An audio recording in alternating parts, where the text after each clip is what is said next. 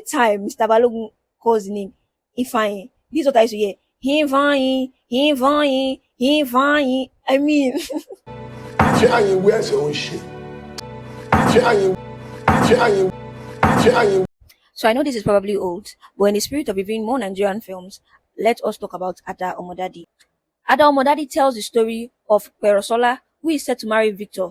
Pero's life takes a dramatic turn when Ifeanyi suddenly appeared claiming to be her biological father, stirring up trouble in the seemingly perfect Balogun family.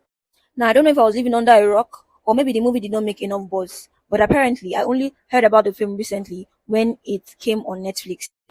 Released in 2023 and produced by Messi Aigbe, I'm going to give you guys some of the reasons why I feel this is one of my favorite Nigerian movie plots so far. First, the plot. If you look at that plot, you will see that it was very intentional. It was unique, it was interesting, and they took their time in writing such a beautiful script. Next, let's look at the casting and the characters. Now, when it comes to Nigerian movies for me, I think the problem is they forget that it is make believe. So it is important that you make people believe what you are acting. And I believe this was very successful in this film. There was a connection between the casts and the characters.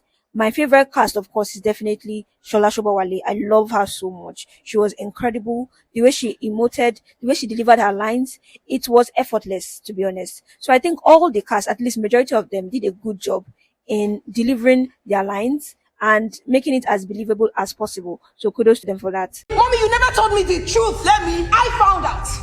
You only confirmed it because I gave you evidence that you could not deny. And this was after both of you looked into my eyes and lied to me. I want so, yes, Mommy. I will see him if I choose. You know me, Muffy. We're here. All your major, you know, every more dead, you got to buy that software by no machine. You don't forget to buy a song.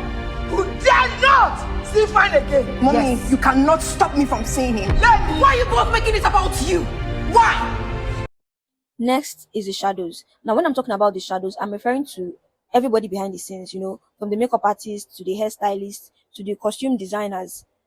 It was very important that everybody, work hand in hand. And honestly, they were very successful.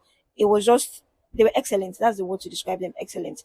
The hair, oh my God, the makeup, so beautiful. The outfit, they really, passed the vibe check. And I definitely believed that the Balogun were wealthy people and they showed wealth. Do you understand? So I think in that aspect, Messi Aigbe did wonderfully well. Everybody behind the scenes, 10 over 10. In conclusion, for me, I have just 3 criticisms for the movie. Let's start with the first one. My first criticism will be the runtime. Now, this one is very personal. I prefer my movies being between 1 hour 30 minutes long to 1 hour 45 minutes long max. So this is a me thing. It is not something that is a general problem. I don't know if you understand. But personally also, I think this movie was so interesting. I did not feel the runtime. So it was not a matter of, as I was watching it, I feel like they could have cut off some scenes. No, personally. Every scene that I watched was definitely necessary. And I enjoyed it and I'm not really complaining. So yeah, it's fine. So my second criticism has to be about one of the casts, which is the groom, played by Tayo Faniron. I don't know. There was something about his acting for me that left me in a dilemma. So I am confused.